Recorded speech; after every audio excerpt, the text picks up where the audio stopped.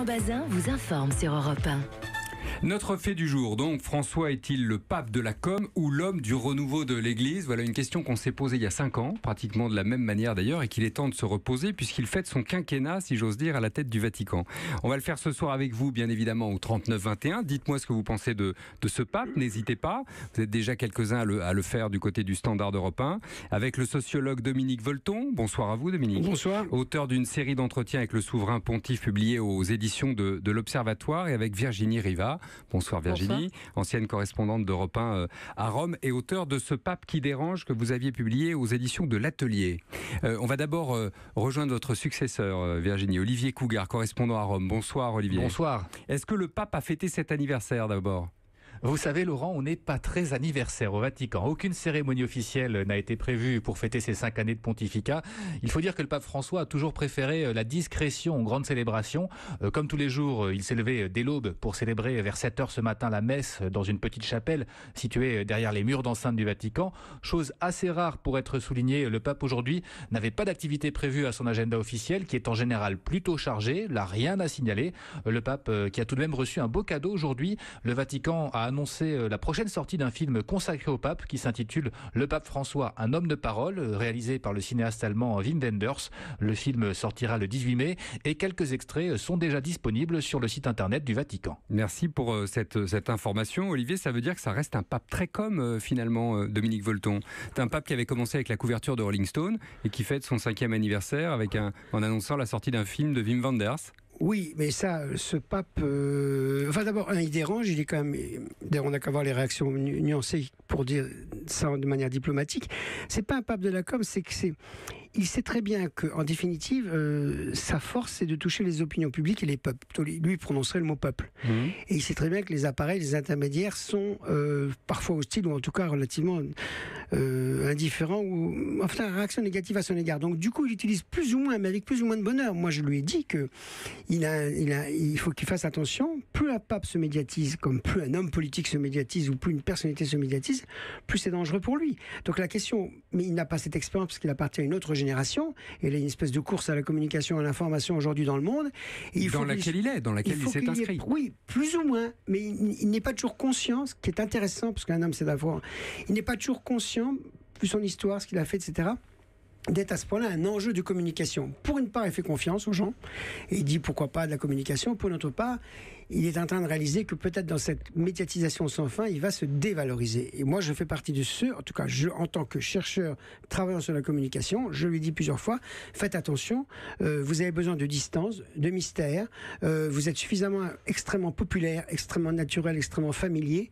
Il n'y a pas besoin Donc il est vraiment comme ça. Ah oui, voilà, je vous pas une fabrication. En privé comme en public, cet homme est extrêmement naturel et c'est sa force, ce qui fait qu'il passe dans le monde par une capacité de communication humaine. Son grand atout, je pense, c'est aussi la cohérence entre ses actes et ses gestes. Son discours, par exemple, sur les migrants, il l'incarne en lavant les pieds de migrants. Et ça, dans le monde dans lequel on est, je pense que la sincérité, exactement. Et c'est une cohérence et une sincérité entre ce qu'il dit et ce qu'il fait. La révolution de la sobriété, il l'a lui-même incarné en allant résider à Sainte-Marthe dans 35 mètres carrés. Et je crois que ce sont des symboles dont le monde avait besoin et qui ont créé cette popularité. Donc, ce que moi j'appelle de la com, vous dites, ce sont des symboles pour permettre d'incarner une politique de l'Église, c'est ça que vous dites? Oui, une cohérence. C'est violent que vous disiez tous appeler... Pardon, excusez-moi. Non, je vous en prie.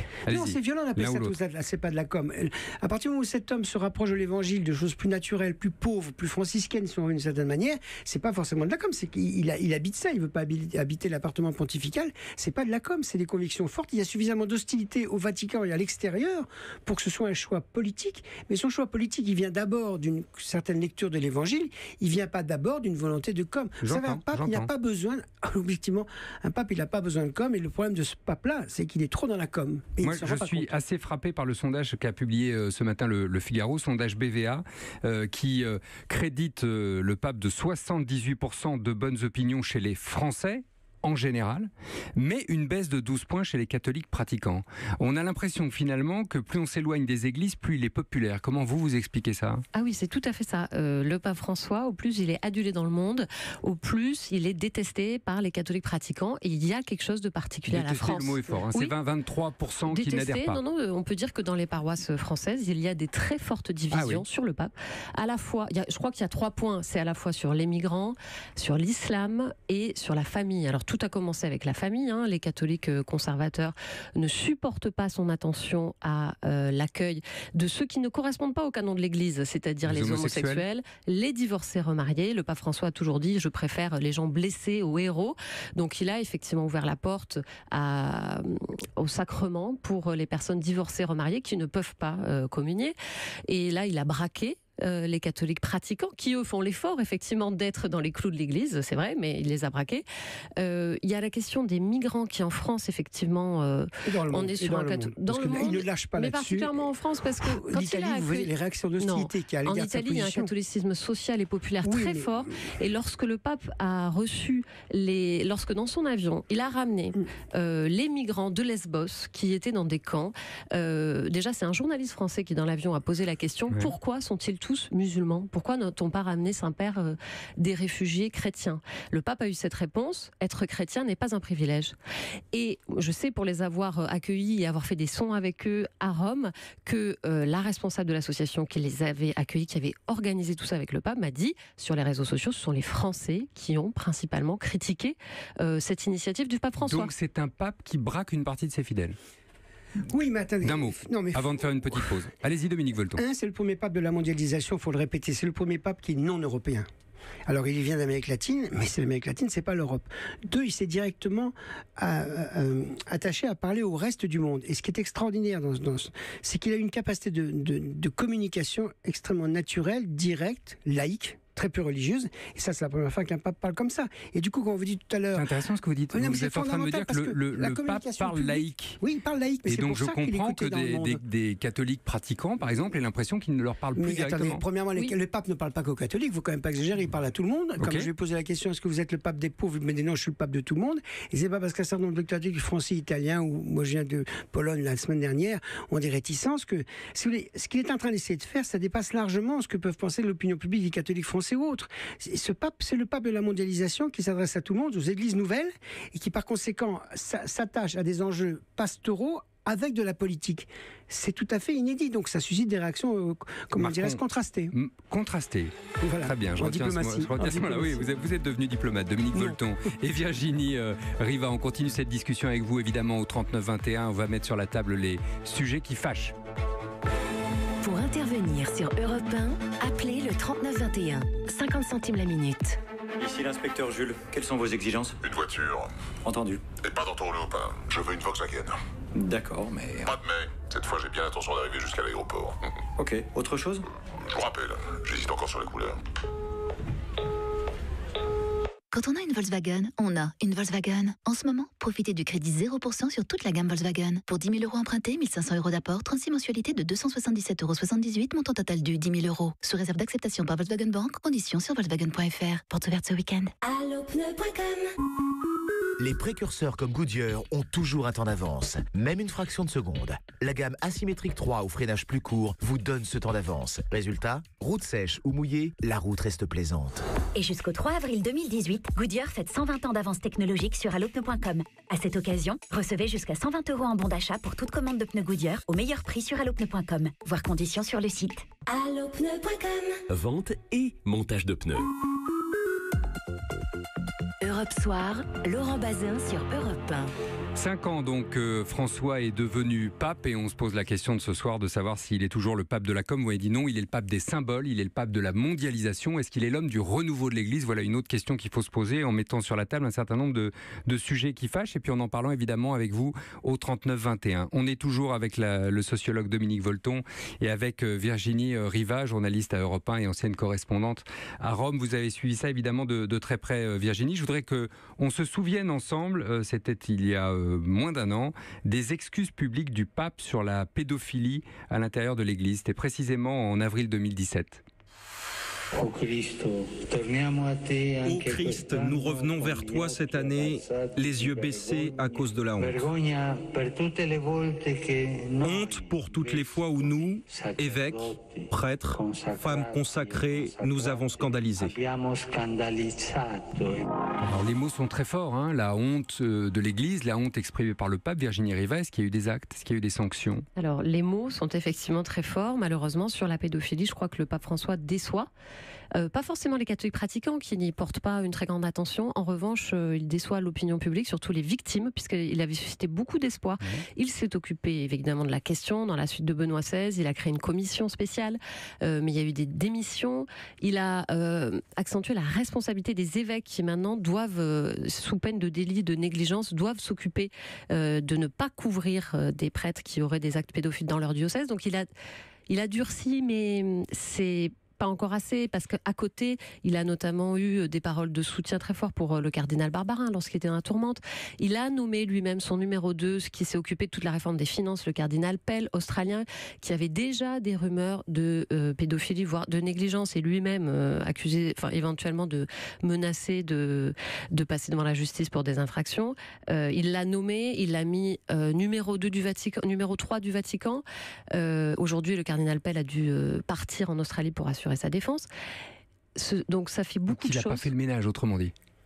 Disons qu'il il dit très clairement les choses. Il appartient à une église. Est-ce qu'on fait le ménage d'une question comme celle-ci dans l'humanité? L'église a un contentieux, bien sûr. Et vous parliez de symboles tout à l'heure, pardon, ce sont des symboles forts. Mais sur les symboles, c'est fort. Il a créé cette. Moi, je suis pas là pour expliquer la politique du pape, mais je vous reconnaître que ce procès sur la pédophilie, on ne fait pas, on ne modifie pas une institution sur une question aussi tragique et difficile que celle-ci en 5 ans. Il n'est pas seul, si vous voulez. Il peut prendre des décisions symboliques, il peut prendre des commissions, il peut parler, il peut condamner. Est-ce qu'il reçoit une forte opposition à l'intérieur même de l'Église et du Vatican concernant les sujets qu'il souhaiterait aborder? Est-ce qu'on l'empêche de faire? Non, mais c'est de la politique, c'est du rapport de force. Donc d'accord, c'est du rapport de force. Il y a des amis, ses amis sont moins forts que ses ennemis. Voilà, donc par conséquent, et plus le temps passe, c'est pour ça que ces 5 ans c'est intéressant. Donc vous répondez à ma question quand vous dites ça. Vous dites qu'en vérité, il a plus d'ennemis qu'il a d'amis à l'intérieur du Vatican et que c'est compliqué pour lui. Je voulais juste finir une phrase, pardonnez-moi. Il n'y a pas que l'institution. Ce que représente le pape dans la capacité qu'il a eue de créer une confiance, quelque chose qui n'avait jamais existé au niveau mondial, on verra ce que ça va donner, puisque ça ne s'est jamais fait. Moi, je distingue l'institution de l'Église, le Vatican, y compris le clergé, de ce qui se passe dans les opinions publiques, dans les peuples.